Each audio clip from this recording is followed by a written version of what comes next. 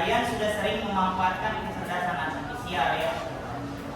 Sebelum Bapak mulai ya, Bapak ingin lihat dulu ya, apakah kalian sudah mengenal kecerdasan artifisial atau belum ya.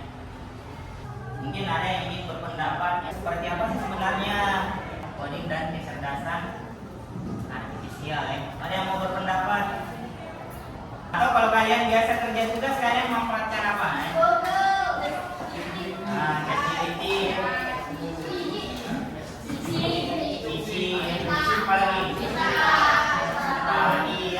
Jadi apa yang kalian sebut ya, itu dikatakan kecerdasan artifisial ya. Mungkin kalian lebih mengenal istilah AI tadi ya, atau AI ya, artificial intelligence ya.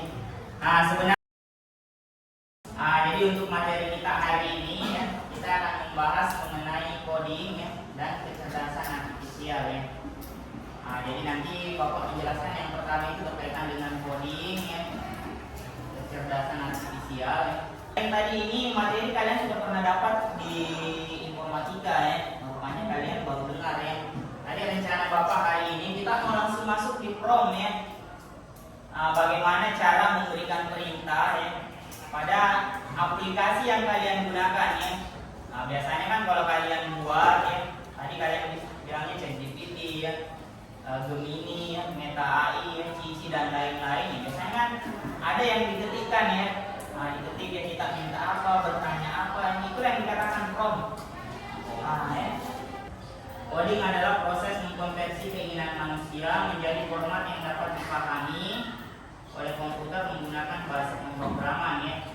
Coding juga merujuk pada subaktivitas dalam pemrograman atau pemberian instruksi kepada komputer dalam berbagai bentuk ya. Coding dan pemrograman itu berbeda ya. Tapi coding itu merupakan bagian dari pemrograman. Jadi coding itu hanya sebagian kecil ya dari pemrograman. Jadi kalau pemrograman itu mencakup semua siklus pengembangan perangkat lunak ya, mulai dari perencanaan, analisis sampai proses pemeliharaan aplikasi di dalamnya. Di sini para ahli memiliki berbagai definisi ya mengenai kecerdasan artifisial ya. Menurut Kaplan dan Heinlein yang mendefinisikan kecerdasan artifisial sebagai kemampuan sistem untuk secara akurat menginterpretasikan data eksternal, belajar dari data tersebut dan menerapkan pembelajaran tersebut untuk mencapai tujuannya. Jadi dia di sini memanfaatkan aplikasi ya untuk kita mengerjakan sesuatu ya. Mungkin yang paling sering kalian gunakan itu kayak ChatGPT tadi ya. Kalian masukkan sebuah pertanyaan, kalian mengharapkan sebuah jawaban. Jadi maksudnya itu ya, sesuai tujuan yang ingin kita capai. Jadi karena kita ingin mencari jawaban, kita memanfaatkan kecerdasan artifisial ya. Salah satu contohnya tadi ChatGPT ya. Kita masukkan prompt ya atau perintah, nanti muncul jawabannya ya. Prompt ini ya merupakan perintah ya, atau instruksi yang diberikan kepada model ya, untuk menghasilkan keluaran yang diinginkan ya. Siapa yang pernah pakai ChatGPT di sini? Saya. Coba Reva dulu. Biasanya ChatGPT digunakan untuk apa? Misalnya sejarah Indonesia, bagaimana Indonesia itu bisa merdeka. Jadi langsung mengetik. Ya, langsung. Jadi langsung ketik soalnya di ChatGPT. Kalau Hen, biasanya penggunanya seperti apa? ChatGPT digunakan. Maksudnya Hen kayak gini ya. Jadi dia itu kalau ada soal dia foto ya, dia masukkan ke ChatGPT ya, langsung muncul. Kalau Reva ya, biasanya dia kalau ada tugas dia langsung ketik ya, carikan misalkan sejarah Indonesia ya. Rupanya di ChatGPT juga bisa menggunakan gambar ya, sama dengan yang digunakan Hen tadi ya. Untuk Hen sendiri dia memasukkan gambar ya. Di dalam gambar itu sudah ada pertanyaan ya. Dia tinggal minta carikan jawaban dari soal yang ada di gambar ya. Apa yang disampaikan temannya tadi, ini yang dikatakan prompt ya. Dari prompt itu kalian akan bisa menghasilkan sesuatu yang luar biasa ya. Tergantung dari permintaan kalian ya. Banyak hal yang bisa dilakukan ChatGPT ya. Kalau kalian cuma nulis buatkan ini ya, itu terlalu simpel ya. Nanti dia itu hasilnya cuma hanya sekedar tes ya. Kalau kalian bisa, ChatGPT itu bisa ya. Buatkan saya sejarah tentang Indonesia ya. Jawabannya masukkan dalam sebuah file Word ya. Jadi dia itu file langsung dalam Word. Kalau di Chrome itu ada aturan ya. Paling tidak kita menjelaskan, oh saya seorang anak SMA ya. Jadi nanti jawabannya itu bukan jawaban anak SD atau anak SMP ya. Itu supaya ChatGPT mengenal kita ya. Jadi nanti dia berikan jawaban sesuai jawaban anak SMA ya. Pak, bagaimana kalau ada yang buat disalahgunakan dan lain-lain ya? ChatGPT juga pintar ya. Bapak pernah coba buat ya. Buatkan saya foto tentang seseorang yang keracunan ya. Dia rupanya tidak bisa buat ya. Dia mengatakan seperti ini, mohon maaf keracunan itu masuk dalam, pokoknya nggak etis bilangnya ya. Nanti dia akan buatkan sesuai gambar, cuma tidak mengarah ke situ, cuma berkaitan ya. Ya jadi dia tidak asal buat ya. Kalau melanggar sesuatu dia tidak akan buat. Ini lomba yang ada di Amerika ya. Lombanya itu membuat desain poster menggunakan AI. Jadi ini pemenangnya. Ya. Nah, kira-kira apa yang harus ditulis sehingga gambarnya hasilnya seperti ini? Promptnya ini dibuat selama 80 jam ya. 80 jam itu berapa hari? Ya, 3 hari lebih ya. Hari ini kita mau belajar kelompok ya. Kita mau buat prompt ya seperti ini.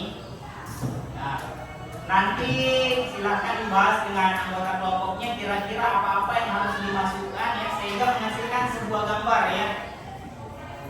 Langsung bergeser ya, gabung sama anggota kelompoknya.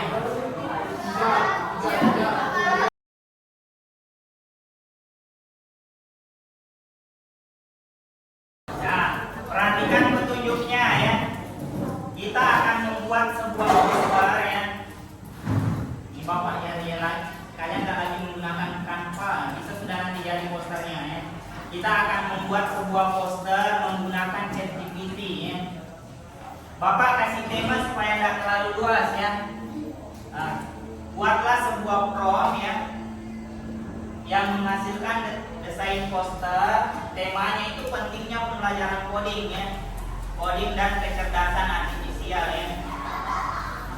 Silakan tulis ya promptnya terlebih dahulu ya, nanti diketik. Ada pertanyaan dulu? Tahu kan promptnya? Tulis, buatkan desain poster tentang ini ya. Warnanya apa ya? Mungkin berapa orang, latarnya apa ya? Pakai HP ya.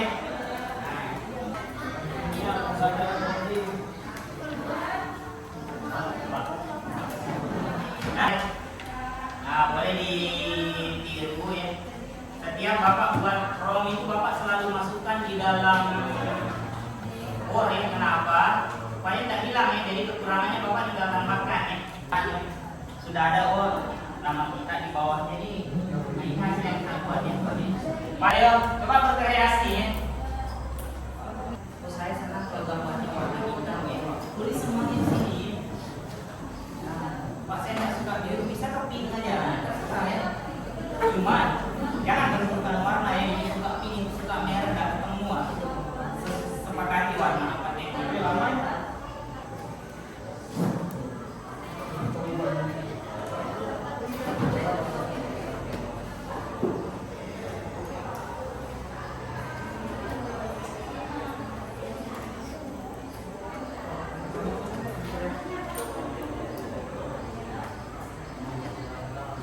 Dibahas ya kan yang membahas apa di luar.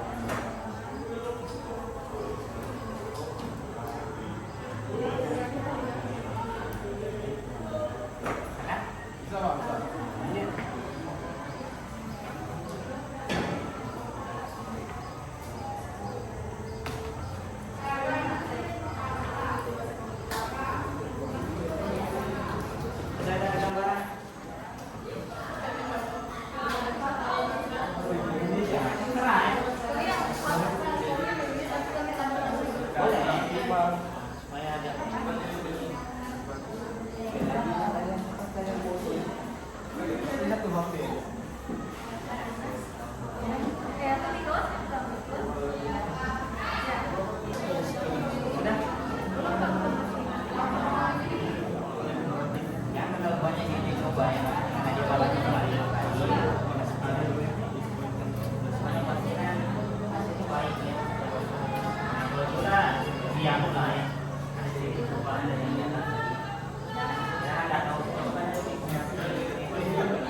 Kan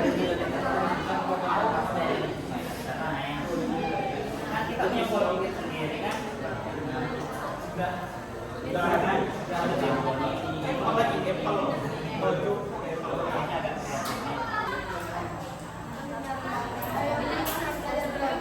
Nah,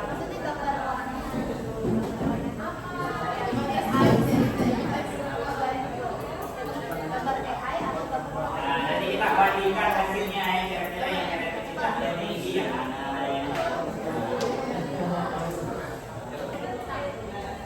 itu ada yang kurang berarti ya, mungkin masih mirip dengan komen.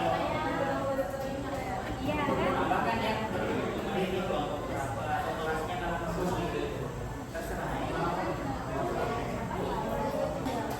Ayo 3 menit lagi nih. Jadi kita perhatikan ya, nanti sambil presentasi ya, sambil kalau masih ada yang mau ditambahkan nih, sebenarnya presentasinya ya, perkenalkan anggota kelompok, nanti Bapak tampilkan hasilnya ya. Bapak maunya tadi cek PPT-nya di depan, rupanya kalau sudah jadi langsung sama hasilnya lebih bagus lagi ya. Pak, kalian tidak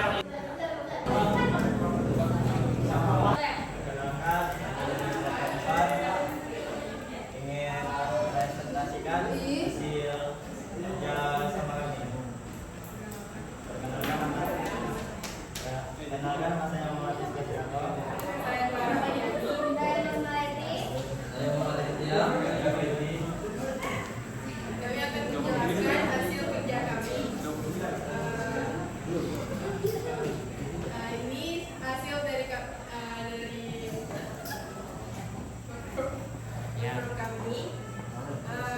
Kami menggunakan aplikasi Frekuensi dari WA. Kami menggunakan yaitu adalah meminta membuatkan poster bertema pentingnya pembelajaran coding yang bersih. 3 anak SMA, 1 laki-laki dan 2 perempuan menggunakan seragam SMA dengan background perpustakaan dan menjadikan tokonya seperti nyata dan realistis.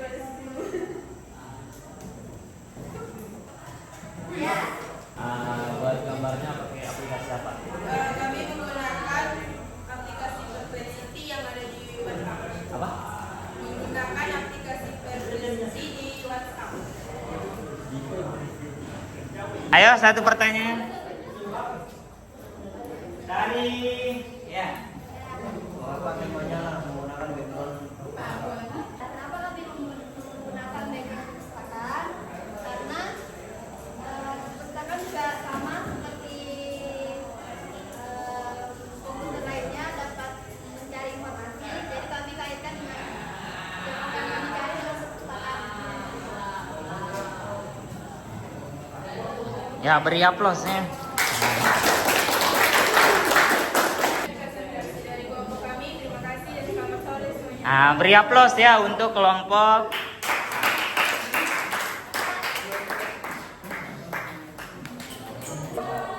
Assalamualaikum warahmatullahi wabarakatuh.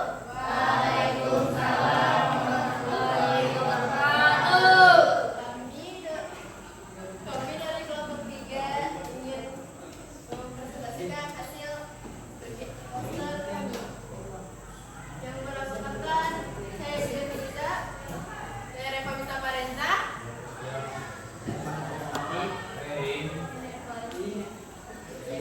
Selanjutnya akan dibacakan oleh Reva. Prompt yang kami buat adalah yang pertama, buat gambar desain poster edukatif dan modern dengan tema pentingnya belajar coding.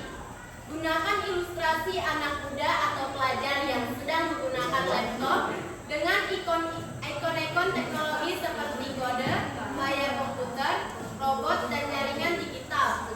Warna dominan biru, tambahkan teks motivasi utama. Belajar coding, siapkan masa depan digitalmu. Sertakan poin-poin singkat seperti mengasah logika berpikir, membuka peluang kerja masa depan, menjadi kreator teknologi,